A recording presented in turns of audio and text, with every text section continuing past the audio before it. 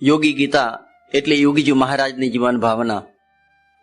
કરવું શું, જાણવું શું, મૂકવું શું, સમજવું શું અને રાખવું શું, એ પાયા ઉપર યોગીજી મહારાજે 7 મુદ્દાઓ લખેલા છે અને બીજા પરિશિષ્ટ રૂપે છે. એમાં આપણે ભગવાનની મહાત્મ્ય સહિત ભક્તિની વાતો પણ સાંભળી. પછી પાકો હરિભક્ત કોને કહેવાય કે જે હરિભક્તના દાસાનું દાસ થઈને રહે. અને 3 પ્રકારના અંગની વાત કહી મધ્યના 62માં. તો એ દાસત્વપણાના અંગમાં 4 વાત સમજવાની કે પોતાના ઈષ્ટદેવ એની પાસે રહેવું ગમે, એનો દર્શન ગમે, એનો સ્વભાવ ગમે, એની ક્રિયા ગમે. એવી બધી વાતો આપણે અત્યાર સુધી સાંભળી. અરે આપણે એને મૂળ શ્લોક મંત્રમાં મૂળ અધ્યાયના શબ્દોમાં સાંભળી. હવે એનું નિરૂપણ આપણે કરી રહ્યા છીએ. હવે આપણે સાંભળીએ છીએ કે પોતાના ઈષ્ટદેવ અને ગુરુના દર્શન ગમે.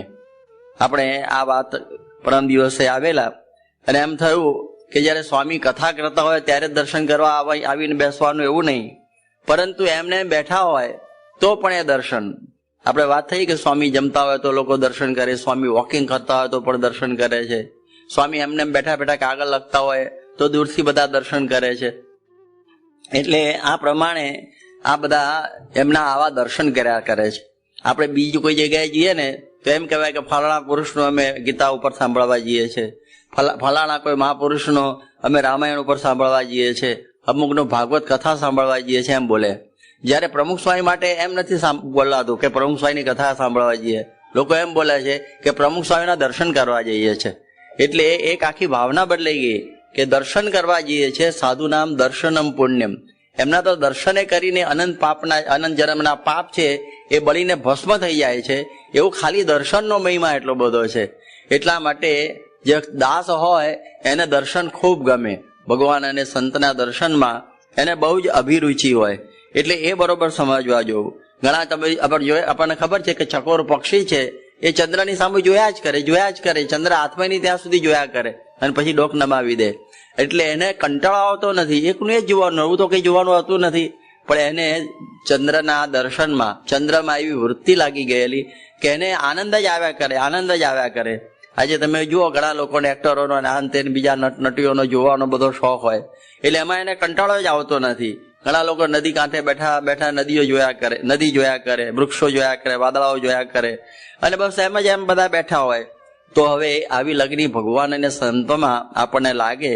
એટલે આ વિવેક સમજવો કે લૌકિક દર્શન ગમે એટલા કર્યા હોય બધા, પણ એ બધાનો તો કોઈ અર્થ નથી. Out of site out of mind જેવું છે. પણ ભગવાનનું દર્શન છે અનંત કાળ સુધી આપણને સુખ આપે. એક અમેરિકન જે તત્વચિંતક જેનું નામ છે એમર્સન, રાલ્ફ વોલ્ડો એમર્સન. હવે એને એમ થયું કે ઇંગ્લેન્ડની અંદર થોમસ કાર્લાઇલ છે એની સાથે આપણે તત્વ ચર્ચા કરવી. એટલે બધા મિત્રોએ બધા મુદ્દાઓ તૈયાર કરીને એમને તૈયાર કર્યા અને સ્ટીમરમાં બેઠા ન્યુયોર્કથી કે ગમે ત્યાંથી સીધા સાઉધર્ન બંદર ઇંગ્લેન્ડમાં ઉતર્યા અને ત્યાંથી પછી વાહન કરી ઘોડાગાડી લંડન ગયા.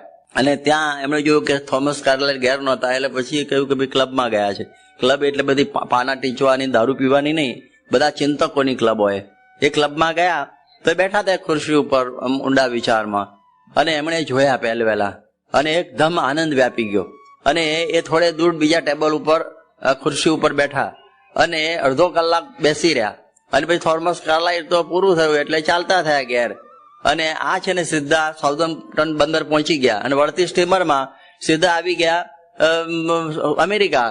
અને બધા મિત્રો ઘેરી વળ્યા કે શું ચર્ચા થઈ, શું બધી વાતો થઈ, તમે બધું આખો સાર કહો. એ કઈ ચર્ચા નથી થઈ ને કઈ વાતો નથી થઈ ને કશું થયું નથી. તો શું કરી આવ્યા તમે આટલું બધું જઈને? કે બસ એમના દર્શનથી મને અસીમ શાંતિ અને સંતોષનો અનુભવ થયો. પછી બીજી મગજમારી કરવાનો કઈ અર્થ મને લાગ્યો નહીં. તો ઘણી વખતે સ્વામીના કેવળ દર્શનથી જ ઘણાને શાંતિ થઈ જાય. બહુ મગજમારી કરવાની રહેતી જ નથી. તો ખરેખરો દાસ હોય તો એને દર્શન ગમે, એને આનંદ આવે. ઘણા તો એવા હોય છે કે જે દાસ ના હોય, એટલે સંપ્રદાયના કોઈ કંઠીબદ્ધ સત્સંગી ના હોય, છતાં પ્રમુખ સ્વામીના દર્શનથી શાંતિ અનુભવતા હોય. એવા દાખલાઓ પણ આપણને ઘણા બધા જાણવા મળે છે. અમે એક વખત વેસ્ટ ઇન્ડિઝમાં ગયેલા અને ત્યાંના જે લિયોનાર્ડ બ્રેશો એ ઉપરાષ્ટ્રપતિ અને ઓફિસમાં અમે બેઠા, સ્વામીના દર્શન કર્યા ને એને શાંતિ થઈ ગઈ. અમે વાત કરવા ગયા ત્યારે એને કહ્યું કે મારે વાતની બહુ જરૂર નથી, મને આજુબાજુ શાંતિ ફરી વળી છે, હું શાંતિના જરામાં ઝબકોળી ગયો છું. દર્શન જ. હવે સ્વામી તો બેઠા જ હતા. હવે આ તો જેને છે ને વિદેશીઓ છે આ બધા, અને પાછા ઓર્ડિનરી નથી, ઉપરાષ્ટ્રપતિ, અને એવા જ અમેરિકાના પ્રેસિડેન્ટ જે બિલ ક્લિન્ટન એ વખતે. એ તો બહુ મોટા કહેવાય, જબરજસ્ત અમેરિકાનો પ્રેસિડેન્ટ. એને મળવા માટે લોકો ફાંફા મારતા હોય. ત્યારે આપણે સાંજે વાત થઈને સવારે તો પાછા માયામીમાં મુલાકાત થઈ ગઈ. એટલી બધી સ્પીડમાં. નહીં તો 6 મહિના સુધી એનો હિસ્ટ્રી મેળવે, કોણ છે ને શું નહીં ને. અને કોઈ ઇન્ડિયન ધર્મગુરુનો કોઈ અમેરિકાનો 500 વર્ષમાં કોઈ પ્રમુખ મળેલો જ નહીં. એટલે એવી શ્રદ્ધા પણ નહીં એ લોકોને. અને સ્વામી માટે એને કોણ જાણે પહેલાથી આરોટ સ્નેહ જેવું હશે. એટલે એને બહુ જ વૃત્તિ હતી કે મારે એમને મળવું. અને સ્વામી સાથે 17 મિનિટ બેઠા માયામીમાં બિલમોર હોટલમાં અમે. અને ત્યાર પછી તો આ બધી વાતોચીતો થઈને બધું પૂરું થયું. અને પછી અહીં ગાંધીનગરે આવ્યા અને 1.5 કલાક જેવું રોકાયા. અને એમણે એ વખતે કહ્યું કે મેં વહેલા સ્વામીના દર્શન કર્યા માયામીમાં. એને યાદ હતું બધું. અને કહ્યું કે આઈ સો ઇન્ટેગ્રિટી ઇન હિઝ આઈઝ. એમની આંખમાં મને સાધુતાની સચ્ચાઈના દર્શન થયા. દર્શન જ. હવે અમેરિકાના પ્રમુખને આવું સ્વામીના કેવળ દર્શનથી, તો આપણે તો ભક્ત છીએ, તે તો દર્શન વારે વારે આપણે બધા ઈચ્છવા. અમે કેટલા બધા માણસોને મળ્યા છીએ, અને એ બધા ખાલી દર્શનથી જ રાજી થઈ જાય. અહીં આગળ એક વખત મુંબઈના અમદાવાદના મેયર હતા કૃષ્ણવર્ધન જોશી, જૂના માણસોને ખ્યાલ હશે. એ પણ 2 કલાક બેસતા અહીં આગળ. સ્વામી પધરામણી ગયા હતા, રાહ જોતા. અમે એવું કેમ ફરી જવું તો ને આમ પાછું આટલું બધું બેસવું પડ્યું. ના, સ્વામીના દર્શનથી હાશ થાય છે. એટલે આ બેસવાનું મન થાય છે અહીં આગળ, એમના દર્શન કરવાનું. એટલે એમના દર્શનથી જ બધાને એકદમ આનંદ થઈ જાય. એ મોટા મોટા રાજકીય પુરુષો હોય કે પછી કુરિયન હોય કે ડોક્ટર કરણસિંહ હોય કે પછી એવા બધા મહાપુરુષો, એ બધાને પણ આ દર્શનનો આવો બધો મહિમા. કારણ કે ગુરુસ્તુ મૌનમ વ્યાખ્યાતમ શિષ્યા છેન્ન સંશયા. જે શિષ્યો છે ને એને મૌન વ્યાખ્યાન, કંઈ બોલતા ના હોય તો પણ આપણા સંશયો એ છેદી નાખે છે. આપણે જોયું કે દર્શનનો કેટલો બધો મહિમા છે. ગુણાતીતાનંદ સ્વામી 3 અવસ્થામાં શ્રીજી મહારાજને જોતા. એ તો સાક્ષાત અક્ષર બ્રહ્મ.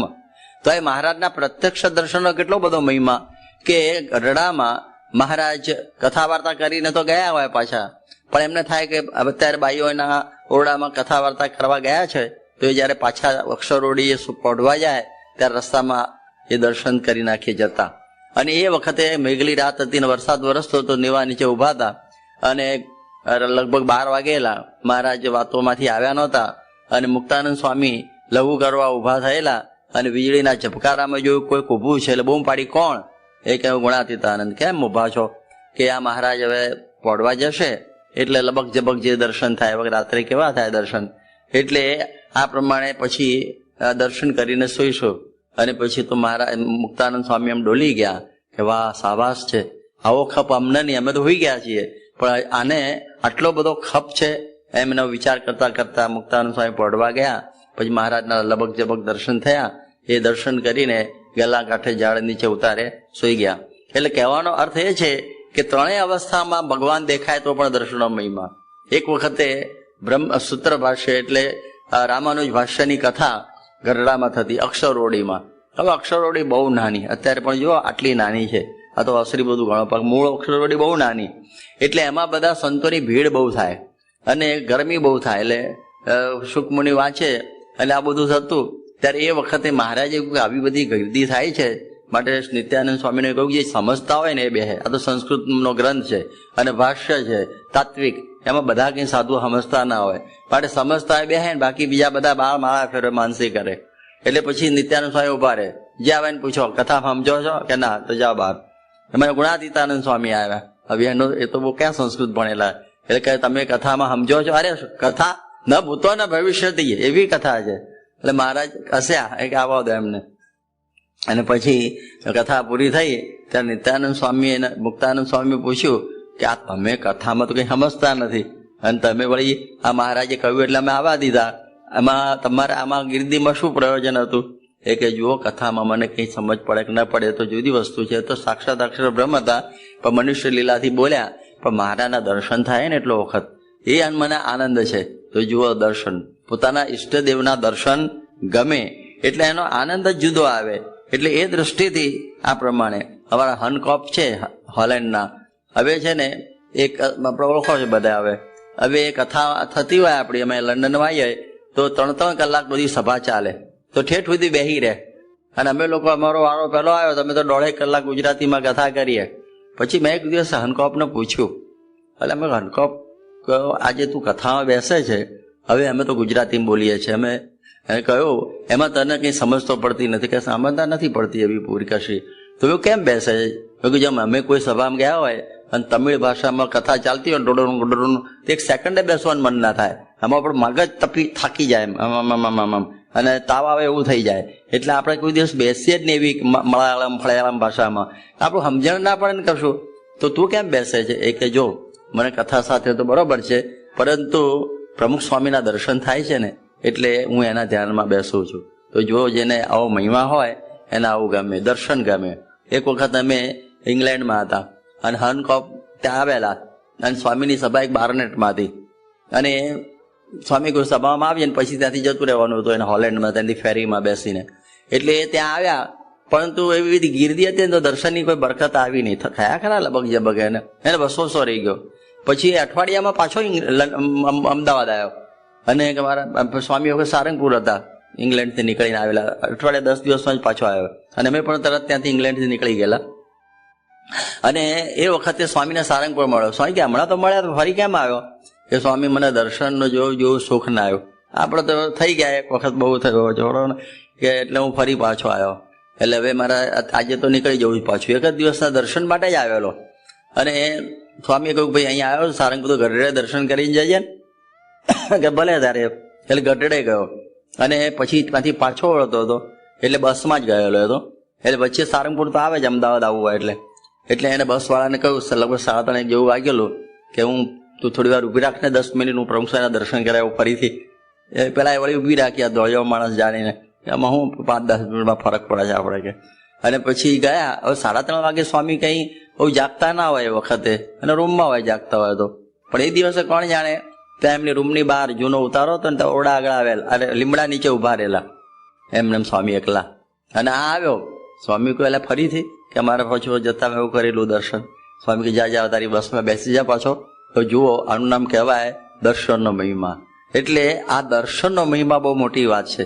એટલે આપણે જો દાસ હોઈએ ને તો દર્શન ગમવા જ જોઈએ, નહીં તો આપણે દાસ. જો બહારના લોકોને પણ આટલો બધો દર્શનનો મહિમા હોય, લંડન અમેરિકાથી તમે જુઓ લોકો લાખો કરોડો રૂપિયા ખર્ચીને આવે છે. એક ભાઈ હમણાં થોડા વખત આવેલા, એક જ દિવસ માટે, કે કેમ એમ કે મારું આ કામ હતું એ પતી ગયું, તો સ્વામીના દર્શન કરી આવું. તો સવારે આવ્યા અને સાંજે તો પાછા એરોપ્લેનમાં લંડન પાછા જતા રહ્યા. હવે કંઈ થોડું છે અહીંથી સરખેજ જઈને પાછા આવવા જવું, પણ આ તો આ પ્રમાણે જેને મહિમા હોય દર્શનનો, એનો આવો આપણે દાખલા આ બધા જાણવા મળે છે. આપણે જોઈએ છીએ કે કેટલો બધો દર્શનનો મહિમા, એ થાકે જ નહીં દર્શન કરતા. કુશળકુંવરબાઈની વાત બહુ જાણીતી છે કે એમને મહારાજના દર્શનનો કેટલો બધો મહિમા, કે અનિર્દેશ પૂછતા હતા શું કહેવાય. એમાં મહારાજે નિર્દેશ અનિર્દેશની 15 મિનિટ વાત કરી. એમાં તો મૂર્તિ અંતરમાં ઉતારી દીધી આખી, એક જ દર્શનમાં એનું જીવનનું સાર્થક થઈ ગયું. આમ તો મહારાજ 10-15 દિવસ રહેલા, પણ એક જ વખત ગયેલા, પછી યોગ નથી થયો. પણ એક દર્શન છે ને એને આ શાંતિ કરી દીધી. એટલા માટે આ સમજવું ને કે જે દાસ હોય એને તો દર્શન ગમે. એક વખત ખાલી એમને દર્શન થઈ ગયા હોય, જિંદગી કર ભૂલાય નહીં. અમદાવાદના જે આપણા દલપતરામ કવિ, એમણે ગઢડામાં એક વખત શ્રીજી મહારાજના દર્શન ખાલી કરેલા.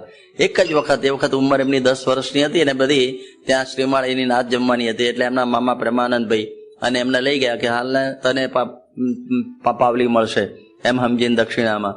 અને જયારે મહારાજ લક્ષ્મીવાડીથી આવ્યા અને ભોગુજીને કહ્યું કે લ્યો આ ઘોડીને પાવડો ચડાવી દેજો, અને એ લટકું અને શબ્દો અને મૂર્તિ નાનાલાલ કવિ કહે છે કે મારા પિતાશ્રી જીવ્યા ત્યાં સુધી ભૂલ્યા નહોતા. એક જ દર્શન. એટલે આ વારંવાર દર્શન કરવાનું હોય તો પણ આપણે દોડાદોડ કરીએ. અહીં આપણે જોતા પ્રમુખના દર્શન માટે કેટલી દોડાદોડી થાય છે. અહીં આગળ સ્વામી તો આપેલ અડધી સભા તો ત્યાં ઉપર હશે અત્યારે. દરેકને એમ થાય કે નજીકથી કંઈક દર્શન થઈ જાય, દ્રષ્ટિ પડી જાય, એવી બધી ભાવના એ બધું દરેકને હંમેશા રહ્યા કરે છે. એટલે એનો મહિમા જ બહુ જુદો છે. આપણે સાઉથ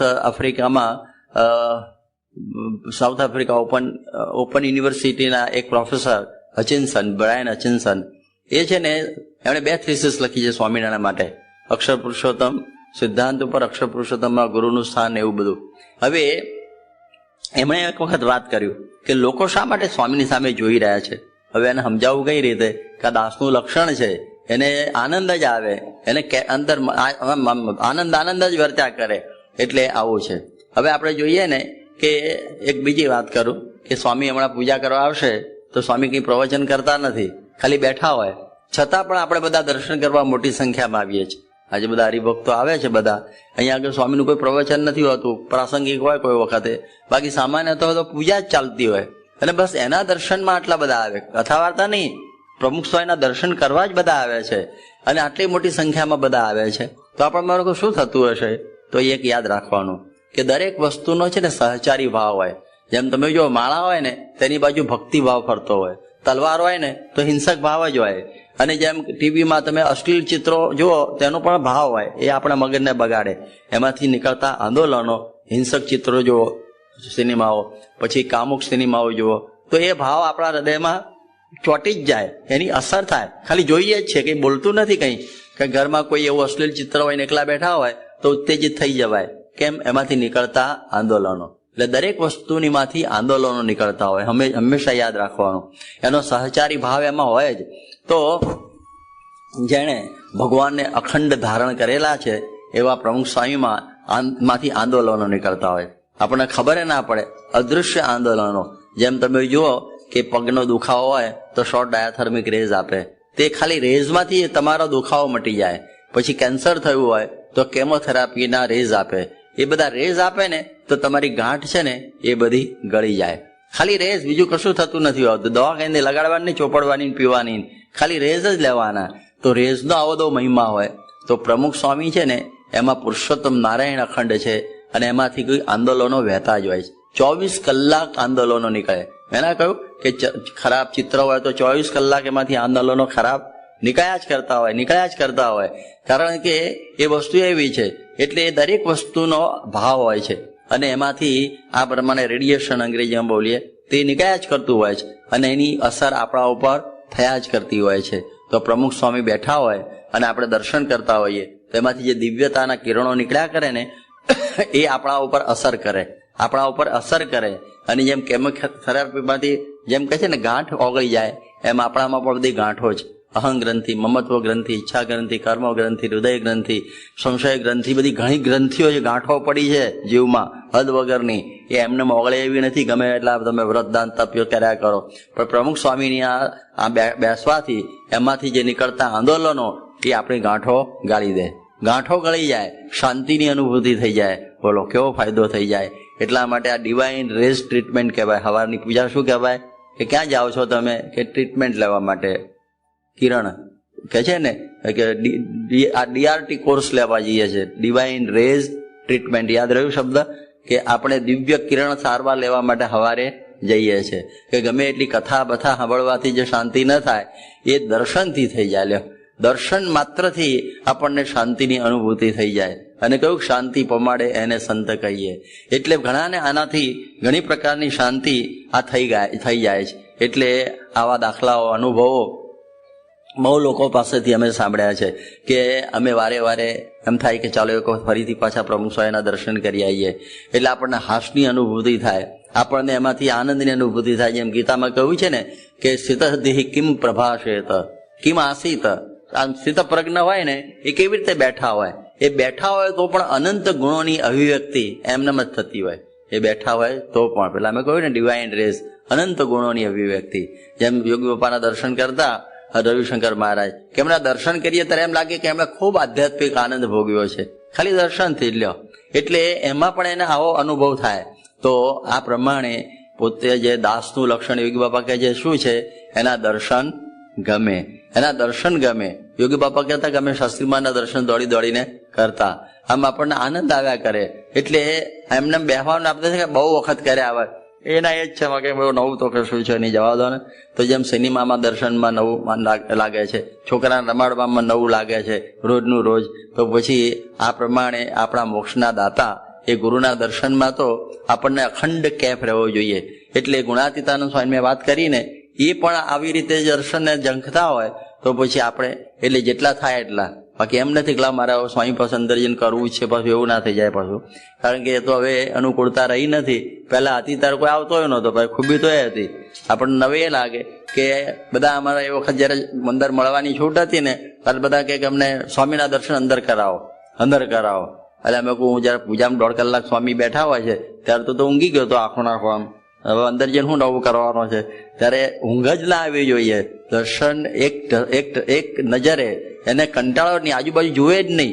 એટલે માટે કહ્યું ને, દર્શન માટેનું વચનાર્થ યાદ રાખજો. સારંગપુરનું 2, 3 ને 5મું એ વાંચી લેજો ઘેર જઈને, કે દર્શન કરવા એકાગ્ર મને કરીને કરવા, મને સહ વર્તમાન દર્શન કરવા. નહીં તો દર્શનનો કોઈ અર્થ જ નથી. આમ ખાલી અંબામાં બાપ ડાફોળિયા મારતા. એટલે જેમ કોઈ વાતો આપણે સાંભળ્યું હોય તો એનું મનન કરવું પડે, પછી નિધિ ધ્યાસ કરીએ તો સાક્ષાત્કાર થાય. એવી રીતે આ દર્શન પણ એકાગ્ર દ્રષ્ટિથી મનનપૂર્વક ઘેર જઈને મૂર્તિ ચિંતવવાની તો એ રહે.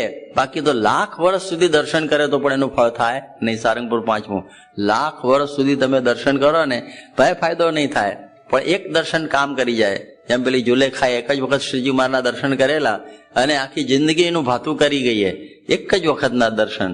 તો જો ભક્તને આવો મહિમા રહે છે. પછી કહે છે કે ઈષ્ટદેવની પાસે રહેવું ગમે. એને શું હોય કે એની પાસે રહેવું ગમે. એટલે સંસ્કૃતમાં એમ કહેવાય છે કે અતિ પરિચયાદ અવજ્ઞા ભવતી. તમે બહુ કોકની સાથે રહો ને તો પછી તમને કંટાળો આવે કે રવા દો ને, એનું એ જ છે, એનું એને જ છે. આ જગતમાં ઘણા વખતથી રહીએ છીએ પણ એનો કોઈ દિવસ અભાવ નથી આવતો. બોલો, આ જગતમાં અનંત જન્મોથી રહીએ છીએ. આ પહેલો જન્મ થોડો જ, પણ નવું લાગે, નવું ને નવું. આપણે કે એના બૈરા, એના છોકરા, એનું વાહ, કેફ રોજ નવો ઉઠો ત્યારથી થાય. તો જો આ જગતમાં પરિચય પેલું નથી થતું, પરંતુ ભગવાન પાસે રહેવામાં ઘણી વખત બહુ રહ્યા આવે, રવા દો. પણ જેને મહિમા છે એમની પાસે રહેવું ગમે. આપણા પંચાળાના જીણાભાઈ હતા, એમને મહારાજનો બહુ મહિમા. એટલે એક વખત મહારાજ ભેગા 6 મહિના રહ્યા. ત્યારે મહારાજે એમને પૂછ્યું કે મહારાજ એને ખબર નહીં, એમનો કે લાભ લેતા હશે. તો એક વખત મહારાજ ઉપર કાગળ આવ્યો પંચાળાથી કે જીણાભાઈ જીવે છે કે ધામમાં ગયા છે. એટલે આવું કેવું? એમાં લખેલું અમે કેટલા બધા કાગળ લખ્યા પણ કંઈ જવાબ આપતા નથી. પછી મહારાજે બોલાવ્યા જીણાભાઈને કે આવો કાગળ છે, તમે શું? કે જો હું વાંચું ને કાગળ તો ઘેર જવાનો સંકલ્પ થાય. કારણ કે તો રાજા હતા 12 ગામના, એટલે કઈ ને કે લમણાજી કોઈ રાજકારભારની. અને પછી વાંચીએ એટલે સંકલ્પ થાય ને એમ થાય કે લાવો પતાવી જાય, એટલે જવાનું મન થાય. એટલે કે મગજમારી જ નહીં, જવા દો ને, આપણે આ પ્રમાણે કાગળ વાંચવા જ નથી કે થપ્પી કાઢી જો આટલા કાગળ આવ્યા છે. ત્યારે આવી પ્રકારનો મહિમા કે મહારાજની પાસે આપણને રહેવું ગમે. તમે જુઓ કે મૂળજી બ્રહ્મચારી પણ હંમેશા મહારાજની સાથે રહેતા. એટલો બધો એમને કેફ રહેતો. એટલે એ પ્રમાણે મહિમાવાળા હોય એને તો થોડું રહ્યા હોય તો પણ ઘણું અને બહુ આનંદ આવ્યા કરે, એવું બધું રહ્યા કરે. યોગી બાપા કહેતા કે 2 બહેનો હતી, હવે એના બંનેના 2 ભાઈઓ જુદા જુદા ઘરે. હવે એક બેન કે મારો ભાઈ છે ને આજ આવે ને તો ઠેઠ બીજે વર્ષે આવે, એટલે એને અરે બીજે દિવસે આવે. મારો ભાઈ આજે આવે તો મને મળવા માટે ઠેઠ બીજે દિવસે આવે. હવે કેટલું બીજે દિવસે ઠેઠ કહ્યું. ત્યારે બીજી બેન શું કહે, મારો ભાઈ તો ઓણનો પોણ લાગ્યો જ છે. લો, 12 મહિનામાં એક વખત આવતો હતો કે ઓણનો પોણ લાગેલો જ છે. એટલે આમાં મહિમા વગર આવું થાય. એટલે જેને મહિમા હોય એને કોઈ દિવસ કંટાળો આવે નહીં અને આનંદ બધો રહ્યા કરે. એટલે ઘણા બધા અમે જોઈએ કે બહુ સાથે રહેનારા જે બધા હરિભક્તો જ્યારે પછી વિદાય થાય ત્યારે બહુ જ રડવા માંડે, એને એટલો બધો કેફ ચડી ગયો હોય. તો એ વાત આવી. પછી કહે છે પોતાના ઈષ્ટદેવ અને ગુરુની વાતો ગમે. એમની બધી વાતો છે એ ગમે. જે મોટા પુરુષની વાતો સામાન્ય જેવી જણાતી હોય પણ એ કાચા ચણા જેવી છે, એ આપણામાં ઉગી જાય. એટલે આ મોટા પુરુષની વાતો એ ભક્ત હોય, દાસ હોય, એને કોઈ દિવસ કંટાળો ના આવે. એક વખત શ્રીજી મહારાજ ગઢડામાં વાતો કરતા બેઠા, તે કુકડો બોલ્યો. મહારાજ કે આ શું થયું? બ્રહ્માનંદ સ્વામી કે સવાર પડી. અત્યારે સવાર પડી ગઈ. એ કે ઓહો આટલું બધું, અને તમે બધા બેઠા છો કે બેઠા છીએ ને? તો પછી બ્રહ્માનંદ સ્વામી તમે અમને મળો, હવે અમે આટલું બેઠા એટલે મહારાજ બધાને મળવા માંડ્યા. ત્યાર બધા રાતના હુતાતા ને ઉભા થાય, મહારાજ મિલતે હે. મહારાજ કહ્યું કે આ રાતે ચહચહાયું એના માટે નથી, આ તો આખી રાત કથા સાંભળતા બેઠા એને મળીએ છીએ, એવું બધું. એટલે એમને વાતો ગમે. ગુણાતીતાનંદ સ્વામી આ પ્રમાણે કથા વાર્તા સાંભળતા અને 12 વાગી ગયા એટલે મહારાજ કહ્યું બધા સુઈ જાઓ. એટલે એમણે કહ્યું મહારાજ આપ સુઓ, બાકી તમે જો વાત કરતા હોય તો આખી રાત પણ અમે સાંભળીએ. એટલો બધો એમનો આ બધો મહિમા. એટલે આવી રીતનું આ બધું છે. શાસ્ત્રીજી મહારાજ પણ તમે, ભગતજી મહારાજનો પણ તમે જો કે શાસ્ત્રી મહારાજ એમની ખૂબ વાતો સાંભળતા. રાતના 11 વાગ્યાથી 12 વાગ્યાથી 1 વાગ્યા સુધી સાંભળે. પછી ઉઠીને પાતાના જોડિયા સાધુને ઉઠાડીને એને વાતો કરે. એટલે શાસ્ત્રી મહારાજને પણ ભગતજીની વાતોમાં કોઈ દિવસ કંટાળો આવતો નહીં. અને એ પોતે પણ હંમેશા આ ભગતજીની વાતો કરવામાં કંટાળતા નહીં. અને ભક્તો એની વાતો શાંતિથી સાંભળતા. આજ અમદાવાદમાં આંબલીવાળી પોળમાં શાસ્ત્રી મહારાજ રાતે 11 વાગે નહીં અને રાતના 2-3 વાગ્યા સુધી કથા કરે. એવી પ્રકારનું. પછી સવારે ઉઠે 7 વાગે. પરંતુ કથાનો આટલો બધો ઈશક. યોગીજી મહારાજનું પણ મને બરોબર યાદ છે કે વહેલી સવારે 4 વાગે ખૂબ અદભુત કથા કરતા. અને યુવકો બહુ જ પ્રેમથી આવી જાય એમની કથામાં. ઊંઘ આવતી હોય, બધું થતું હોય, પરંતુ એ સ્વામી બધાને ઉમંગથી આ પ્રમાણે કથા કરતા. એટલે કથાનો આટલો બધો મહિમા. આપણે ઘણી વખત જોઈએ ને કે ઘણા બધા અલંકારિક ભાષાઓમાં કથા કરતા હોય, પરંતુ એનાથી આપણને જે કહે છે ને કશો ફાયદો ન થાય. પરંતુ આપણા જે આવા પ્રમુખ સ્વામી યોગી બાપા પ્રમુખ સ્વામી જેવા વાતો કરતા હોય, ભલે એમને સામાન્ય જેવી વાતો લાગતી હોય, પણ આપણને એમાં આનંદ આવે. આવા 2-3 પ્રસંગો તો બધાને ખબર છે હમણાંથી. એક વખત અમે સાનુજ્યમાં હતા અને સ્વામી કથા વાર્તામાં ઉવા ઉપડી ગયા. તે શંકરની પુત્રી પાર્વતી બોલ્યા કરે 2-3 વખત. આ બધા વિચાર કરે શંકરની પુત્રી પાર્વતી ક્યાંથી થઈ ગઈ પત્નીમાંથી. એટલે પણ બધાને આનંદ આવે પાછો એમાં. હમણાં સ્વામી વિદ્યાનગરમાં હતા, રક્ષાબંધનનો પ્રસંગ હતો અને સ્વામીને એવી ભ્રમણા હવારથી થઈ ગઈ, ડિવાઇન ભ્રમણા, કે આજે ઉત્તરાયણ છે. તે ઉત્તરાયણ જ ચલાવી રાખીએ. આજે ઉત્તરાયણનો બહુ પ્રસંગ છે, આમ છે તેમ છે. થોડું રક્ષાબંધનનું થોડું બોલ્યા હશે, પછી એકદમ ઉત્તરાયણ યાદ આવી. લોકો વિચાર કરે આ 2 in 1 રક્ષાબંધન કમ ઉત્તરાયણ 2 પ્રવચન થઈ ગયા અને એવું બધું ચાલ્યું. તો બીજા દિવસે તો સંતોએ પતંગોને અંતે બધું ગોઠવી દીધું ઠાકોરજી આગળ કે આ શું કે તમે કાલે બધું કર્યું ત્યારે આવી પ્રકારની બધી દિવ્યતા. જેમ બાળકની કાલી ગયેલી વાણી પણ લોકોને બહુ ગમતી હોય મા બાપને, તો આ તો ભગવાનના ધારક સંત છે એટલે આવું છે. એટલે જે કંઈ બોલતા હોય એ બધું દિવ્ય જ હોય. એટલે આ પ્રમાણે જે સત્પુરુષ બોલે છે અંતરથી બોલે કે વણ વિચારે પણ વાતું રે આવે એના અંતરથી બોલે. અહમ મમતાનું ઘસાતું રે ઉતર્યું મન તન સુખ પરથી. એવા ક્યાંથી મળે જન એકે રે નિર્મળ અંતર નિષ્કામી. કહે નિષ્કુળાનંદ વિવેકે રે બીજા હોય બહુ હરામી. એટલે આવા સંતોની વાતો આમ નીકળતી અંતરમાંથી એની અસર થાય. તમે જુઓ ગુણાતીતાનંદ સ્વામી વડતાલમાં વાતો કરતા ત્યારે 7 ખંડની સભા 1 ખંડમાં થઈ જતી. એટલે બધા આવડા છોટા છવાયા આગા પાછા બેઠા હોય, એક કાને થઈ જાય સ્વામી વાતો કરતા હોય તો. એટલે એમની વાતોમાં એવો બધાને આનંદ પડતો, બહુ જ ગમતી. કારણ કે મહારાજના સર્વોપરીપણાની વાતો, વિષય ખંડનની વાતો, ભગવાનમાં જોડાવાની વાતો, એટલે લોકોને બહુ આનંદ આવે.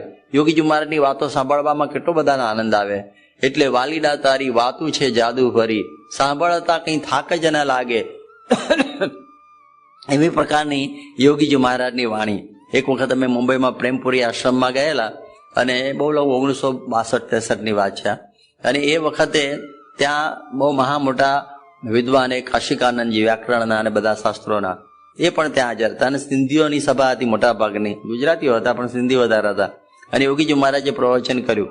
હવે તો ગુજરાતીમાં બોલે પણ હાજી ભલા સાધુ હરિ કી સાધ તન કી ઉપાધિ તજે સોહી સાધુ એમ કરીને જે ધમધમાઈને યોગી બાપા કીર્તન બોલ્યા વ્યવસ્થિત, આમ આનંદ થઈ ગયો બધાને. અને પછી બધા કે સ્વામી ફિરસે બોલીએ ઓર બોલીએ સ્વામી જે બોલાયા. પછી અમે કોઈ ઓર બોલીએ પણ સમજણ પડે છે કોણ ઓર બોલીએ કા બોલીએ? એ કે ના સમજણ પડે કે ના પડે પણ એમની વાતોમાં બહુ મજા આવે છે, ખુલતાન થઈ જવાય છે. પછી કાશિકાનંદ સ્વામીને બોલવાનો વારો આવ્યો. એમણે પછી વાત કરી કે અત્યાર સુધી મેં સાંભળ્યું કે વાણીમાં પ્રભાવ હોય છે, લોકો ઉપર સંમોહન કરી દે એવી વાણી. તો મને આજે ખબર પડી કે યોગીજી મહારાજ કેટલું બધું કંઈ ભણેલા નથી, એટલા બધા કે વેદ ઉપનિષદની અંદર કંઈ વાતો આવતી નથી, પરંતુ અંતર વિંધી નાખે એવી એમની આ વાતો. એમાં આ બધું જે ગુજરાતી ઓડિયન્સ નથી ને એ પણ ખેંચાઈ ગયું છે. બોલો આ કેવું કહેવાય? એટલે એવું યોગીજી પ્રમુખ સ્વામી મને એક વાત યાદ આવે છે. અમે લોકો અમેરિકામાં હતા ત્યારે ત્યાં બધા કોંગ્રેસમેન, સેનેટર, અહીં જે આપણે MP શું કહે સંસદ સભ્ય, ધારાસભ્ય કહે છે ને એવા બધા મોટા મોટા સ્વામીના દર્શને આવ્યા. તો એક વખતે ઘણી વખતે લોકો આવે દર્શને. એમાં એક વખત આ બધા એ વાતો કરે પ્રમુખ સ્વામી. તો વિવેકજીવન સ્વામી છે ને એનું અંગ્રેજી કરે, પેલો અંગ્રેજીમાં બોલે, પછી વિવેકજીવન સ્વામી એનું ગુજરાતી કરે. ત્યારે એ બધું હરખું પડે ને.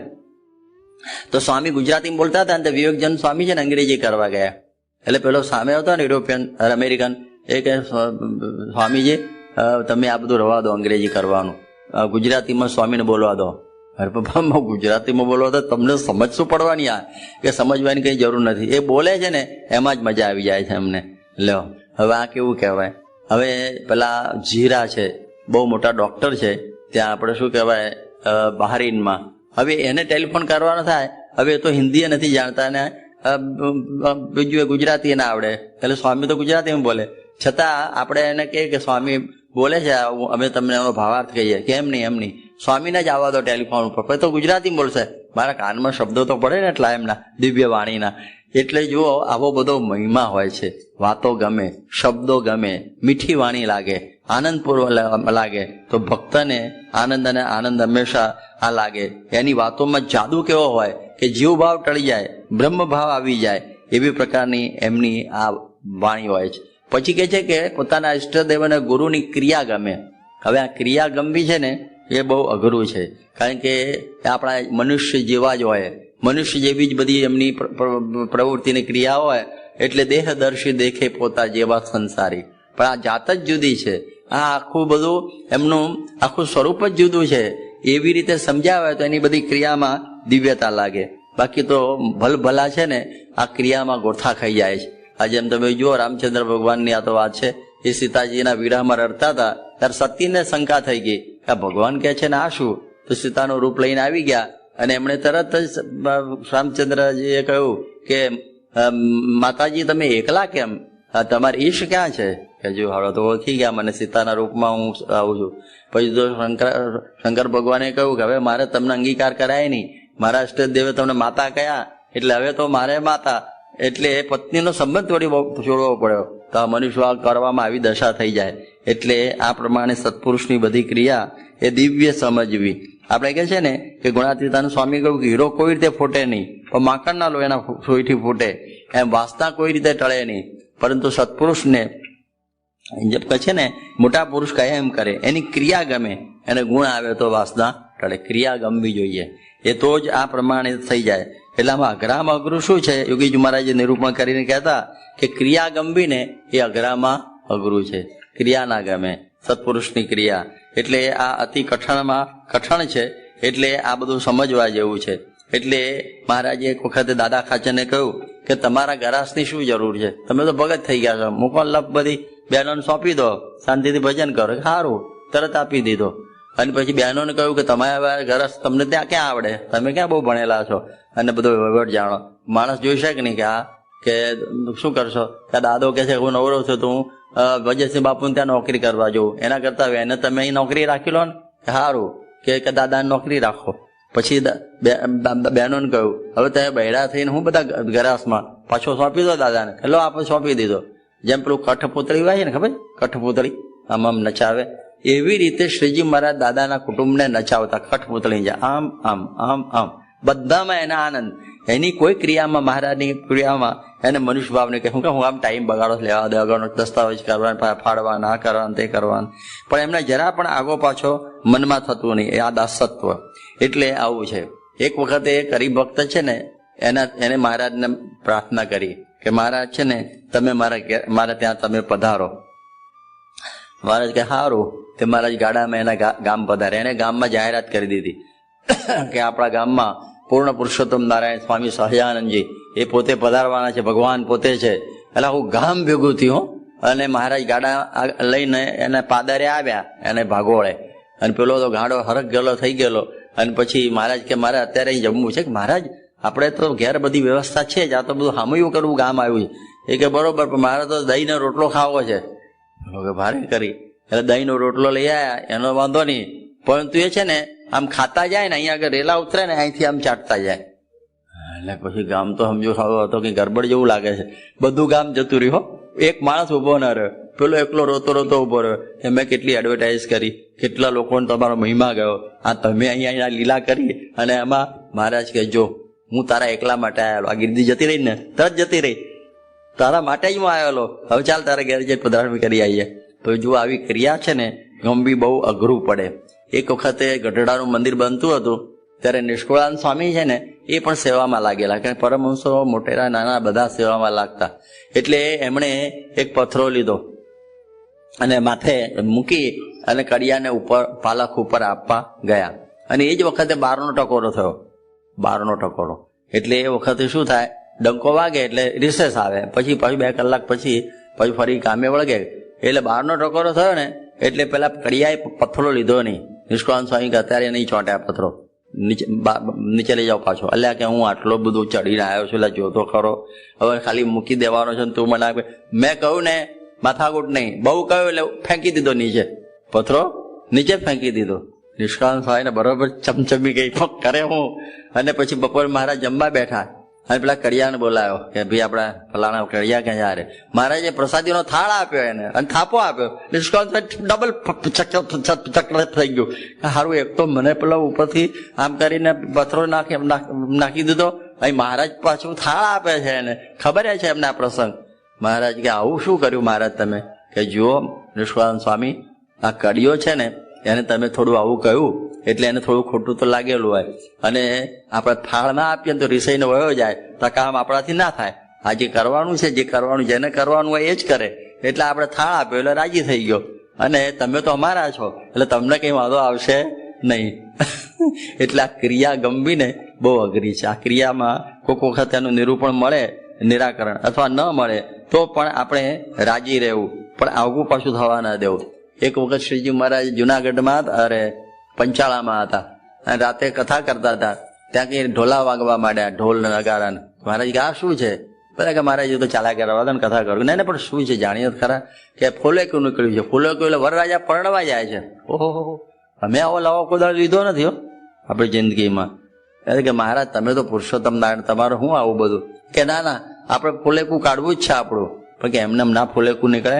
બધા કે સુરક્ષા છે ને બધા આમાં કન્યા હોદવી પડે, સગપણ થાય, પછી બધું આ બધું લગ્નનું ગોઠવાય. તો પછી એ શરૂ કરી દો લગ્ન, કન્યા શોધો.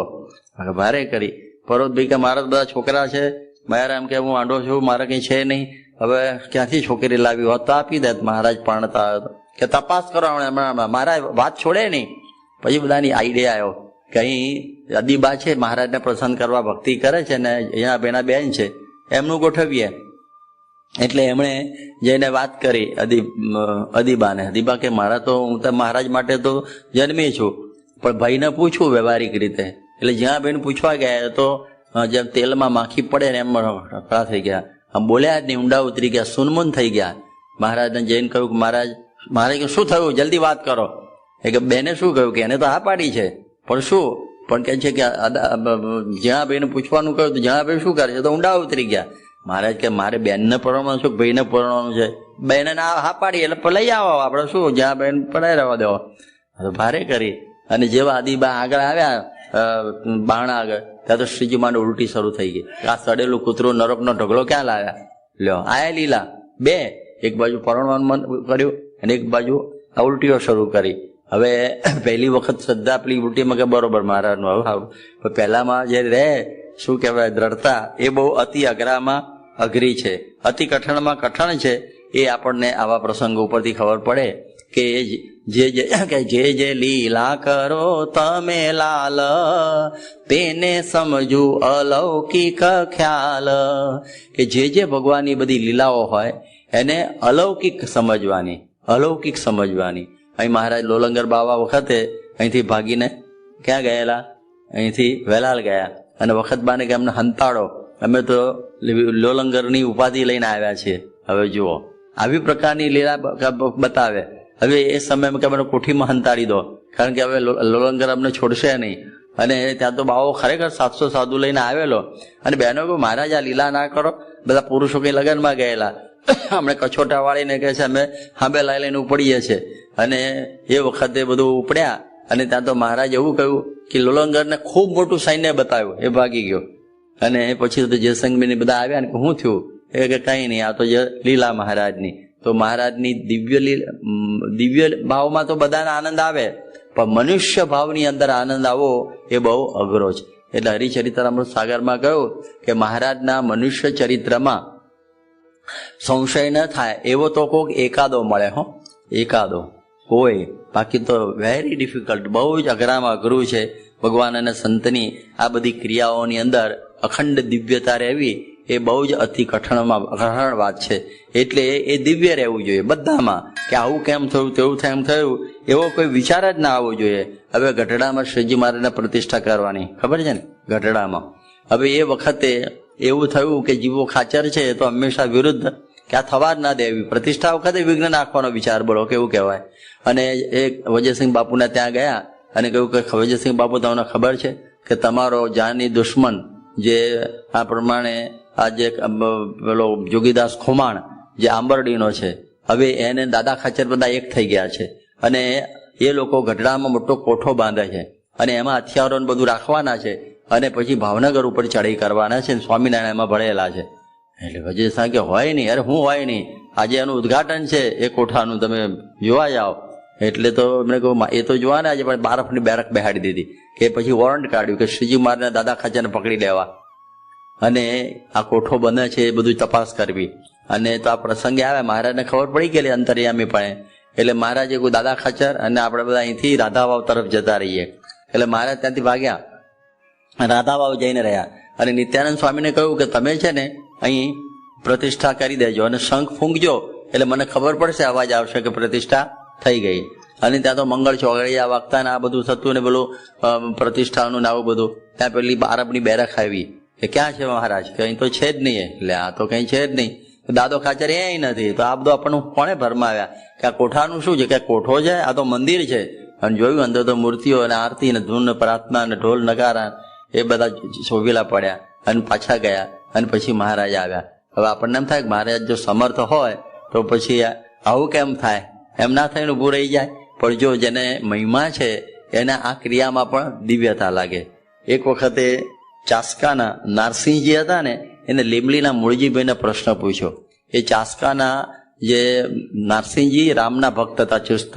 એણે કહ્યું તમે સ્વામિનારાયણ અને મૂળજીભાઈ માનો છો સ્વામિનારાયણ ભગવાન, પણ તમે જુઓ 1965માં સ્વામિનારાયણે જેતલપુરમાં યજ્ઞ કર્યો, હા, અને પછી શ્રીજી મહારાજને 1986માં પણ જેતલપુરમાં યજ્ઞ કરવો હતો. પરંતુ એનો પેશવો એ શાક્તપંથી અને બ્રાહ્મણો પણ વામપંથી. એટલે એ વખત પેશવાનો બાપ મરી ગયેલો એટલે એ લોકો એવું વળગાડી આપ્યું કે જુઓ ગઈ વખતે સ્વામિનારાયણ યજ્ઞ કર્યો એમાં તમારો બાપ મૂવો, આ વખતે પણ યજ્ઞ છે અહીંયા આગળ, એમાં તમારો વારો ચડવાનો છે. એટલે મહારાજે બધો સામાન જેતલપુરમાં મોકલી દીધેલો બધો યજ્ઞનો હાથે, અને પેશવાએ વિરોધ કર્યો. એટલે મહારાજ કે હવે આપણો સામાન છે ને દબાણ ફેરવી દો. 1966નો સમયો, અરે યજ્ઞ એ દબાણમાં ફેરવ્યો. એટલે પેલા નારસિંહજી કે તમારો ભગવાન જો સાચો હોય તો કહી દેવું જોઈએ ને કે ભાઈ દબાણ જ કરો, અહીં પત્તો પડવાનો નથી, ખોટો સામાન ફેરવો કરવું પડ્યું અહીં જેતલપુરથી દબાણ. એમ પહેલાથી ના ખબર પડી જોઈએ ભગવાન હોય તો તમે સ્વામિનારાયણ કેવી રીતે ભગવાન કહો છો. એટલે મૂળજીભાઈ તો બહુ હોશિયાર હતા. એમણે કહ્યું કે તમે સ્વામિનારાયણને, અરે રામચંદ્રના ઉપાસક ને? હા હા, અમે તો પાકા ઉપાસક છીએ. તો ભગવાન માનો? કે ભગવાન જ માનીએ ને, કેમ પ્રશ્ન આવો પૂછો છો કે અમને? તો કે મારે એક પ્રશ્ન પૂછવાનો, કે શું, કે જયારે રામચંદ્ર ભગવાનનો રાજ્યાભિષેક થવાનો થયેલો એ ખ્યાલ છે તમને? કે હોય જ ને, રામાયણમાં લખેલું છે. તો પછી એ વખતે દશરથ રાજાએ આખી નગરી સાફ કરાવેલી, પછી બધે પાણી છંટાવેલું, પછી બધા દેશના નદીના જળ મંગાવેલા, પછી દરેક દેશની ધૂળ મંગાવેલી, ધજા પતાકા લગાવી દીધેલા, વસ્ત્રોને બધું આભૂષણો તૈયાર કરાવી દીધેલું, અને બધી જુદી જુદી પ્રકારના જે દીવાઓ તેલના બધા આખા નગરી શોભાયમાન કરેલી, કે બીજે દિવસે રામચંદ્ર ભગવાન ગાદીએ બેસવાના છે, રાજ્યાભિષેક. હા, બધું જ કરેલું. કે તો બીજે દિવસ શું થયું?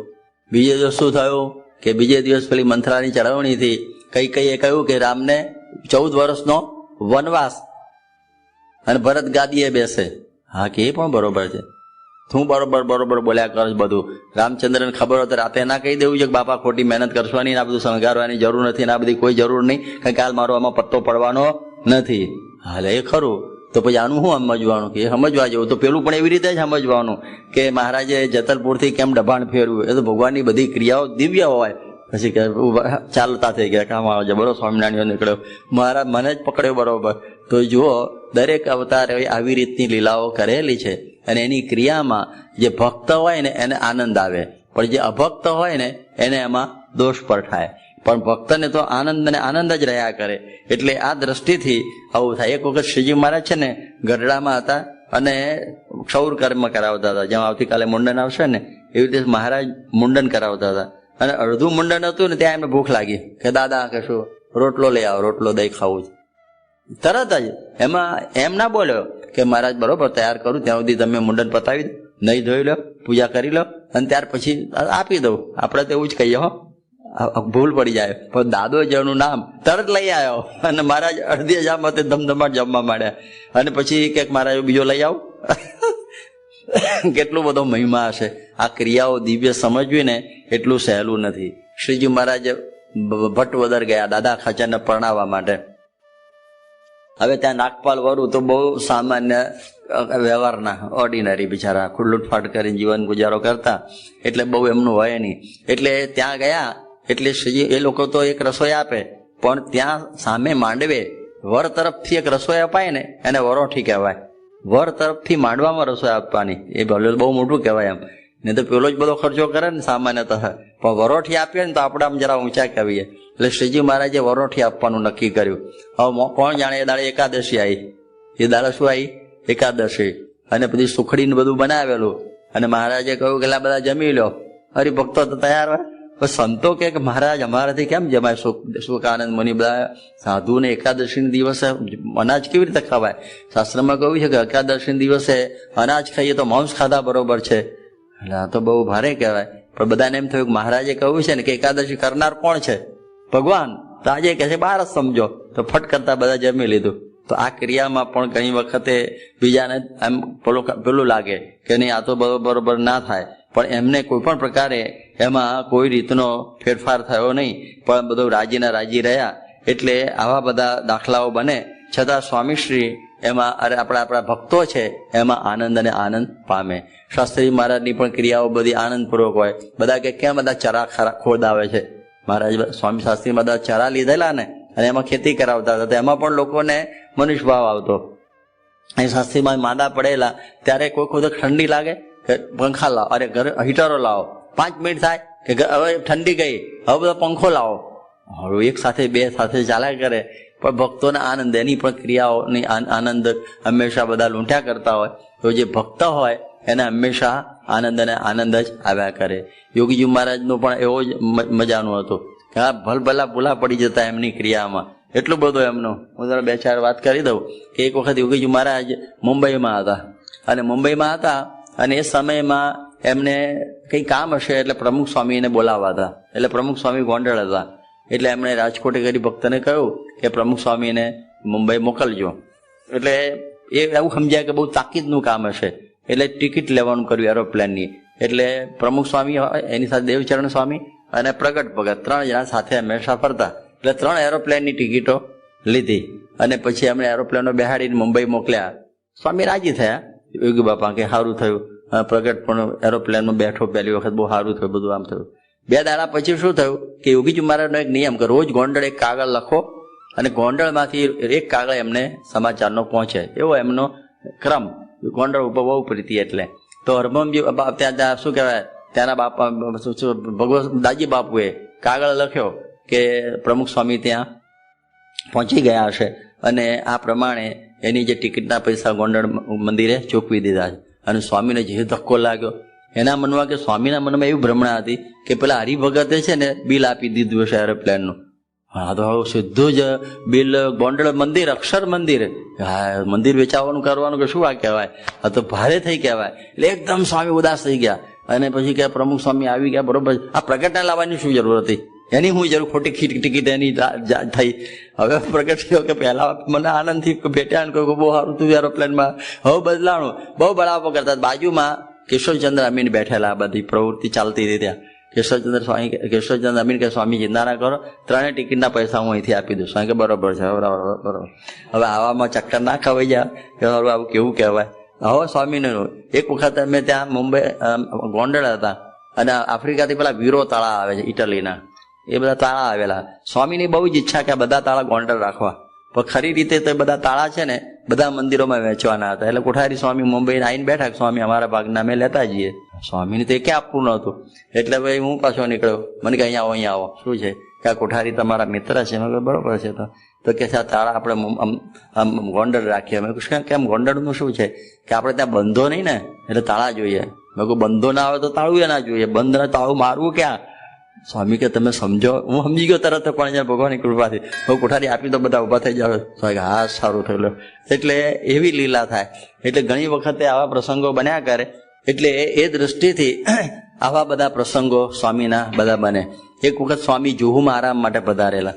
એમાં રોજ પેલો કાગળ આવે ને ગોંડલથી, એમાં એક કાગળ આવ્યો કે બાળ મુકુદ સ્વામીએ 35 રૂપિયાની દવા મંગાવેલી અને આપણે 35 રૂપિયા ગોંડલથી મુંબઈ મોકલી દીધા. સ્વામીની ઊંઘ ઉડી ગઈ કે ગોંડલ બાળ મુકુદ સ્વામીની દવા મુંબઈથી ગોંડલ ગઈ અને એનું બિલ પાછું ગોંડલમાં. મુંબઈ વાળાએ સેવા ના કરવી જોઈએ કોઠારીએ. એટલે 4 વાગે ઈશ્વરચરણ સ્વામીને સ્વામીએ બહુ બળાપો કાઢ્યો હતો. બહુ કહેવાય આપણું મંદિર લૂંટાઈ જશે ગોંડલનું આમ તેમ. પછી હું વળી 5 વાગે હું ગયો. મને કે કોઠારી તમારા મિત્ર છે, જુઓ આ 35 રૂપિયા 100 રૂપિયા હોય તો બિલ ના લેવાય. આ તો મંદિરોનો વ્યવહાર છે આપણો કે અહીંનું કંઈ કામ હોય તો અહીં બિલ મોકલે, ત્યાંનું કામ હોય ત્યાં મોકલે તો ચાલે ને. પછી નહીં તો એક મંદિર લૂંટાઈ જાય છે, બધા બિલ એક જગ્યાએ ઠપકારે તો. એટલે એનો કોઈ અર્થ જ નહીં. એટલે મંદિરના વ્યવહાર છે, બધી બીએપીએસ એક જ છે. પણ સ્વામીને પક્ષપાત ગોંડલનો જબરજસ્ત. પણ આ પ્રમાણે આવું કહ્યું એટલે હું ગયો કોઠારી પાસે. મેં કહ્યું 1 રૂપિયો અરે હું કે નાળિયેર સોનાનો પડો 35 રૂપિયા કોક પાસે લઈ અને યોગી બાપાને આપ્યા હો તો એમને શાંતિ થાય. ઊંઘ ઉડી ગઈ 3 વાગ્યાથી. તો જો આવી બધી ક્રિયા, આ ક્રિયા બધી સમજવી ને એ બહુ અતિ અઘરામાં અઘરી થાય. એક વખત સ્વામી આ પ્રમાણે એમની જુદી જુદી બધી ક્રિયાઓ હોય એને બધો ભલભલા ચક્કરમાં પડી જઈએ. એટલે યોગીજી મહારાજની તો બધી આવી બધી મનુષ્ય ભાવની લીલાઓ બધી બહુ ચાલતી. એટલે એ પણ અમને બરોબર યાદ છે કે એક વખતે સ્વામી આફ્રિકામાં હતા યોગી બાપા, અને બન્યું એવું કે કોક બોલ્યું કે સ્વામી આ 2 છોકરાઓ છે ને રોજ 2 પડીકા દૂધ પી જાય છે. સ્વામીનું કોઈ દૂધ પી જાય એની સાથે બહુ લમણાજી કે નહીં, એ તો રાજી એમ ભલે છોકરા છે પીવે. પણ એમને એક આશ્ચર્ય થઈ ગયું કે 2 વાટકા પી જાય હા એ સમજાય, પણ 2 પડીકા પી જાય એ કેવું થાય? પડીકા દૂધ એ મગજમાં બેઠું જ નહીં. એટલે સ્વામી કે 2 પડીકા દૂધ શું કહો છો? એટલે તરત જ ભાસ્કર બી પેલું ટેટ્રાહાઇડ્રેટ પેકિંગ આવે છે ને પેલા કાગળમાં પડીકામાં દૂધ હોય ત્યાં કેસીસીનું, એ લઈ આવ્યા. સ્વામી તો ફેરવ્યા કરો, ઓહો મળું પડીકામાં દૂધનું પડીકું કે બહુ ભારે. ત્યાં તે કાતર લઈ આવ્યા અને એમાંથી ધાર કરી પેલું કાપ્યું એટલે પાણી દૂધ ગ્લાસમાં આમ ટપટપ પડે. સ્વામી એમ ટગર ટગર ટગર જોયા કરો. ભાઈ કે આ ના જોયું તો આપણું શું થાત મારા ભાઈ, આવું બધું થઈ ગયું એમને. અને પછી આ બધું પૂરું થયું. જેમાં પછી ને આ બધી હતી કથા નૈરોબીમાં. પછી કે કાઢો આપણે પ્રથમનું 3જું વચનામૃત લીલા ચરિત્ર સંભાળવાનું. એનું નિરૂપણ કરીને સ્વામી શું બોલ્યા? પડીકા હાથમાં લીધા, ફેરવ્યા, કાપ્યું, દૂધ નીકળ્યું. આ લીલા સંભાળી રાખવી. લો હા કેટલો ફરક પડી ગયો. આપણા સમજો કે સ્વામી કઈ સમજતા જ નથી કે દૂધ પડીકામાં આવી રીતે પેક થાય, પણ આ લીલા કરી દીધી કે આ લીલા સંભાળી રાખવી. એટલે આવી બધી ક્રિયાઓમાં એને ભક્ત હોય ને એને આનંદ આવે. જો તમે બધા આ કથા સાંભળો છો ને તો તમને બધા મજા આવતી હશે. અને બીજો આવી કઈ ડફોળાઈ કરે ને તો સમજણ નથી પડતી હું આ કઈ ભણ્યો છે કે નહીં એવું થઈ જાય. પણ આમનામાં આપણને દિવ્યતા લાગે. એટલે આ પ્રમાણે એવું છે. અમે જુઓ કે યોગીજી મહારાજના આપણે છે ને ઘણી વખતે આપણે પ્રમુખ સ્વામી સાથે અમે બધા ફરતા ને ત્યારે એ વખતે એવું બને કે આપણે છે ને પ્રોગ્રામ ગોઠવાઈ ગયો હોય અને એ વખત તો અમે લોકો પ્રોગ્રામ ગોઠવતા હતા અને બહુ ટાઈટ પ્રોગ્રામ રહેતો. આમ 20 દિવસના 90 ગામો ને એવું બધું ચાલતું. અને એ તો તમને સાબરકાંઠા બધું ખબર હોય ને બધું. અને એ વખતે બધું પ્રોગ્રામ ગોઠવાઈ ગયો અને કોઈ મારી પાસે આવે એ કે ભાઈ મારું ગામ વચ્ચો વચ્ચ આવે છે માટે તમે એવું જો ભાઈ તારા ગામમાં 2-4 વખત આવી ગયા છીએ, આ વખતે 4, 5, 6 ગામ થઈ ગયા છે અને તું વચમાં તું લંગર નાખીશ ને તો પેલાના ત્યાં જે 4 વાગ્યાને પહોંચવાનું છે ને 10 વાગે નહીં પહોંચીએ માટે હમણાં રવા દે, ફરીથી પાછું ગોઠવીશું. પણ અત્યારે તો માથા ઉઠાવવા દે. હવે ના તો અમે નહીં જ રહીએ, આવીશું નહીં તો ઉભો જ નહીં રહેતો અને માથાઉટ નહીં કરતો. એ કે પછી જાય નિરાશ થઈને. હવે મને ખબર ન હોય કે સ્વામીને મળીને આવ્યો હોય એટલે સ્વામી એને કહ્યું તું ઉભો રહે છે ને તો જોઈ લઈશું. એટલે અમે જઈએ ને ત્યાં તો ઉભો રહે. હું જોઉં ને તારે મને ગરમી ચડી જાય. તને ના પાડી તો બધા ઢોલ બોલ લઈને ઉભો રહ્યો છે, તને કહેલું તો ખરું. હું આટલી વાત કરું ત્યાં તો સ્વામી મોટરનું બારણું ખોલીને ઉતરી ગયા અથવા ગાડામાં હોય તો હેઠા ઉતરી ગયા હોય. હું વાત કરું એટલામાં ચાલો અને પછી બધું જાય દગયાત્રા કરે, 5-25 પધરામણીઓ કરાવી દે અને પછી પાછો વળાવવા આવે અને પછી અમને કાનમાં કે આ તમારે જેવા મફતિયા ના પડે, બાપા તો રાજી જ છે અમારા પર. હવે આ ક્રિયામાં મરવાનો ધંધા થાય ને આપણે વળી આગળ પાછળના વ્યવસ્થા માટે આ બધું આ ના કરતા હોય. આપણે કહેવાનો કે અભાવ ના હોય, પણ એવું સંભળાવી દે પાછો કે જો બાપા જોયા કે નહીં, જોયું કે નહીં, તમે તો આંખે ના જોયું એમ છે તારે. એટલે આવું થાય. એટલે આવી બધી ક્રિયાઓમાં અમને અમારી પરીક્ષા થઈ જાય લેવા દેવા વગરની વચ્ચે. એટલે આપણે રાજી જ રહેવાનું, સારું જે તમારી ઈચ્છા હોય પણ જવા દો ને હવે, એવું મનમાં થાય. એટલે આ પ્રમાણે આવી રીતે બધીની ક્રિયામાં આનંદ ને આનંદ દેખાય, એનો કઈ મજા જુદી. એક વખતે 27/7/91 ના રોજ સ્વામીએ કથામાં કહ્યું કે સત્પુરુષની ક્રિયા તો સારી જ હોય છે, આ સમજવા જેવું, પણ આપણા મનગમતા પ્રમાણે થતું નથી. એટલે આપણું મન આગુ પાછું થઈ જાય છે. એની ક્રિયા તો બધી સારી જ હોય, પણ આપણા મનગમતા પ્રમાણે, આપણા મન ધાર્યા પ્રમાણે ન થાય એટલે આગુ પાછું થઈ જાય. તમે જુઓ કે હમણાં બધા પ્રશ્નો ચાલતા હોય આપણા સંપ્રદાયમાં, કેટલા બધા પ્રશ્નો ચાલે. હવે આમાં દિવ્યતા તો બહુ રહે કે ભાઈ BAPS શતાબ્દી મહોત્સવ બહુ ભવ્યતાથી ઉજવાયો, પણ કોઈક વખતે ઉત્સવ વખતે જેમ ગોંડલનો ઉત્સવ હતો ને, ઉપર મંડપ જ નહોતો. આપણે જોયો તો યોગી બાપાના ઉત્સવ વખતે. હવે બધું થાય કે આમાં દિવ્ય ભાવ કેવી રીતે રહે. તમે જુઓ કે પ્રમુખ સ્વામીના અમુક કાર્યો એવા હોય કે થયા જ ના હોય, સિદ્ધ જ ન થાય. કે ભાઈ પ્રતિષ્ઠાના દિવસે ન્યુયોર્કમાં વરસાદ સખત પડેલો, ત્યારે એ વખતે પછી જતો રહ્યો તો પ્રતિષ્ઠા ટાઈમે હરખું થઈ ગયું. પણ એવું બધું થાય. ધારીની પ્રતિષ્ઠા વાવાઝોડામાં થયેલી, જો ખ્યાલ હોય તો થોડો તમને ખબર છે. વાવાઝોડું ભયંકર આવેલું ધારીમાં, 77 કે બાજુનો પ્રસંગ છે. પણ એમાં પ્રતિષ્ઠા તો થઈ, નગરયાત્રા નીકળી, બધું થયું, પણ બધા હેરાનગતિનો પાર નહીં. તો કે છે આવું કેમ થતું હશે? ત્યારે આવા પ્રસંગો તો બને. અમારા CFIમાં લંડનમાં શનિ રવિએ જ વરસાદ થાય તો CM બહુ ખીજાય કે શનિ રવિ માણસો વધારે આવવાના હોય, માણસો વધારે આવે એટલે કે આ બધું સારી રીતે બધાને લાભ મળે. હવે એ જ દિવસે વરસાદ કેમ સ્વામી પાડો છો? સ્વામી કહે ભાઈ ભગવાનની ઈચ્છા ઉપર બધું સમજવાનું. તો આવી બધી ક્રિયાઓમાં જો દિવ્ય ભાવ રાખીએ, અરે એમાં આપણે જે ભક્ત હોય ને, દાસ હોય, આપણા દાસની વાત ચાલે છે, યાદ રાખજો ભાઈ, ફરીથી ભૂલી ના જવાય કે દાસનું લક્ષણ શું કે આ ભગવાન અને સંતની બધી ક્રિયાઓ એને ગમે, આનંદ જ આવે. જે થતું હોય ને, જે લીલા કરો તમે લાલ, જે આવી ગયું તેને સમજવું અલૌકિક ખ્યાલે. એટલે કોઈ દિવસ એને કોઈ કંટાળો આવે જ નહીં, બધું જ દિવ્ય. પછી કહે છે કે પોતાના ઈષ્ટદેવનો સ્વભાવ ગમે. આ બહુ અઘરું, આ સ્વભાવ છે ને એ બહુ જ અઘરું છે, અતિ કઠણમાં કઠણ છે. આપણે બધાને ખ્યાલ છે કે મૂળજી બ્રહ્મચારી છે ને, શ્રીજી મહારાજની મોજરી ચોપડતા હતા ત્યાં ભાદરામાં. હવે મહારાજ આપેલી કે જરા કઠે છે તો તેલ બેલ લગાવો એટલે બરોબર થઈ જાય. ત્યાં તો પેલા વસરામ ભાઈ આયા કે મૂળજી બ્રહ્મચારી તમે તો 12 મહિના લાભ લો છો, આ લાવો ને મને લેવા દો ને. તો કે ના પણ ફરાણી ખેંચી લીધી. મહારાજ નીકળ્યા, મૂળજી બ્રહ્મચારી મેં તમને સોંપી દઈને આને બરાબર વળગાડી દીધી, પણ વળગાડી નહોતી, પેલા લઈ લીધી, પણ ટાઈમ જ ના રહે ને, ગરમી થતી હોય ત્યાં. એટલે ચાલો વિમુખ, ગળી ચોખ્ખું ખાવું નહીં, જોડા પહેરવાની. હવે વિમુખમાં પછી શરત ના હોય, વિમુખ એટલે હું ફાવે કરું, તમારે મને શું કામ કહેવાનું. પણ આવું બધું મહારાજે કર્યું, છતાં મૂળજી બ્રહ્મચારીને જરા પણ મહારાજનો અભાવ આવ્યો નહીં. આપણે તો ગયા એટલે ગયા, પછી ફરીથી આપણે આવીએ જ નહીં. તો આવા ભગવાનના આવા ભક્તો હતા કે મહારાજની બધી ક્રિયામાં એમને દિવ્યતા દેખાતી બધી. અરે એના સ્વભાવ, મહારાજનો આવો સ્વભાવ લાગે તો પણ એમને વાંધો ના આવ્યો. હવે તમે જુઓ ને, શાસ્ત્રીમાનો સ્વભાવ એવો હતો ને, કોઈ પણ વસ્તુનો નિર્ણય તરત લઈ લે, તરત. યોગીજી મહારાજની બહુ જુદી હતું, નિર્ણય નો લે જલ્દી. એક વખત સ્વામી આફ્રિકામાં હતા અને લંડનના હરિભક્તો આવ્યા કે સ્વામી તમે લંડન પધારો. સ્વામી હાક ના પાડે જ નહીં, કે ઠંડી બહુ હોય, ઋતુ બરોબર ના હોય, ફાવે નહીં, મારી ઉંમર થઈ ગઈ, આમ તેમ તે ધક્કે ચડાવે. એમ કરતા કરતા માંજા પહોંચ્યા ત્યારે પ્રમુખ સ્વામી બધી મિટિંગ કરી. અમે સ્વામી પલંગ ઉપર બેઠા હતા, ઉપર પંખો હતો અને પ્રમુખ સ્વામી બેઠા, અમે બધા બેઠા.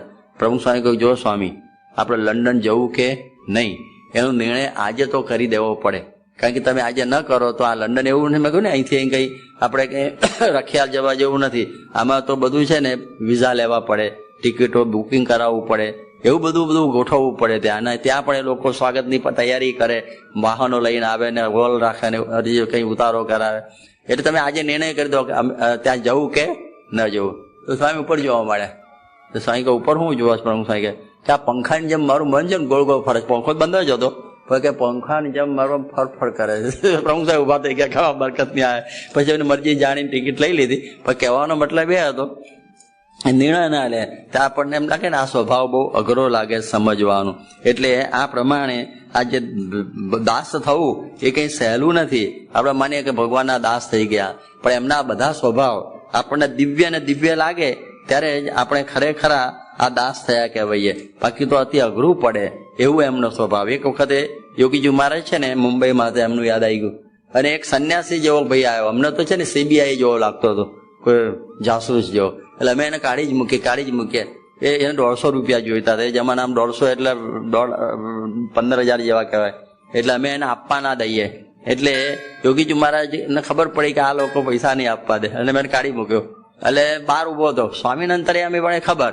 એટલે મગનભાઈ ખત્રી આવ્યા ને, એમને કહ્યું જો મગનભાઈ, અમે આગા પાસ થાય ને બોલાયા, પેલો નીચે ઉભો છે ને સંતો, કોઈને ખબર ના પડે એમ 150 રૂપિયા આપી દેજો બિચારા સંન્યાસીને. એટલે મગનભાઈ આપી આવ્યા એને, બહાર ફૂટપાથ ઉપર ઉભો હતો અને લઈને ગયો. હવે આ સ્વભાવ કેવો કહેવાય? અમે બધા શંકા વાળા જ હતા એના માટે, કારણ ચોર છે ને કંઈક આવગો પાછો છે તેવો છે. પણ સ્વામીનો આ સ્વભાવ દયાળુ, પણ આપણને એમાં દ્રષ્ટિ જલ્દી ના પડી હોય એટલે આવું થઈને ઊભું રહે. એટલે આ પ્રમાણે એમના બધા પ્રકારના દિવ્યતા જોઈએ તો આનંદ આવે. એટલા માટે આ શ્રીજી મહારાજે આવી વાત આપણને સમજાવી. હવે એક વખતે શ્રીજી મહારાજનો એવો પ્રસંગ બન્યો મહારાજનો, કે ત્યાં પોતે બિરાજમાન હતા બંધિયામાં. ત્યાં એ વખતે કચ્છના જે સુંદરજી સુથાર એ રાજાના કુંવરનું ખાંડું લઈને પરણાવવા જતા હતા. હવે જો કચ્છના મુખ્ય દિવાન તો ફતેહ મહમ્મદ હતા, પણ એના 8 આસિસ્ટન્ટ કારભારીઓ હતા, કે જગજીવન હતો, પછી આ હિરજી હતા સુથાર, પછી સુંદરજી હતા, આસિસ્ટન્ટ કારભારીઓ. મુખ્ય દિવાન ફતેહ મહમ્મદ હતા. એટલે આ બધા કાર્ય કરે. એટલે લગ્ન વખતે આ સુંદરજીને કહ્યું તમે આ ખાંડું, દરબારોમાં જાનમાં મૂર્તિઓ ના જાય, તલવાર જાય, એટલે લઈને જતા હતા. અને રસ્તામાં બંધિયા આવ્યું, ખબર પડી ત્યાં બપોરા કરવા રહ્યા હશે. એટલે કહ્યું અહીં તો શ્રીજી મહારાજ બિરાજે છે, એટલે દર્શન કરવા ગયા. એટલે મહારાજને દંડોત કરતા હતા કે મહારાજ કોણ આવ્યો? કે દાસ. કહ્યું છે ને દાસનું આ ચાલે છે, કે દાસ આવ્યો. કે દાસનું લક્ષણ શું? કેમ કરે? દાસ શું કયું હોય? કહે એમ કરે, એનું નામ દાસ. કે બહુ સારું. પછી કે વાળંદને બોલાવો, આ દાને મુંડી નાખો. અને કહ્યું કે સાધુ બનાવી દીધા, અને કે જાઓ કાશી યાત્રા કરવા. ત્યાં મુક્તાનંદ સ્વામી આવ્યા ભિક્ષા માગીને, અને કે આજે બહુ મોટા કાર્ય કર્યા. કે શું? કે કચ્છના દિવાનને મૂંડ્યો. દિવાન એને કહેતા. એટલે કે છે કે શું પણ મોટું ખોટું કામ કર્યું આ તો. કારણ કે અમને ગુજરાતમાં બધા મારજૂડ કરે કાઠિયાવાડમાં, એટલે રોટલો ને ઓટલો 2 કચ્છમાં મળતું. આ સુંદરજીને લઈને અમને શાંતિ રહેતી.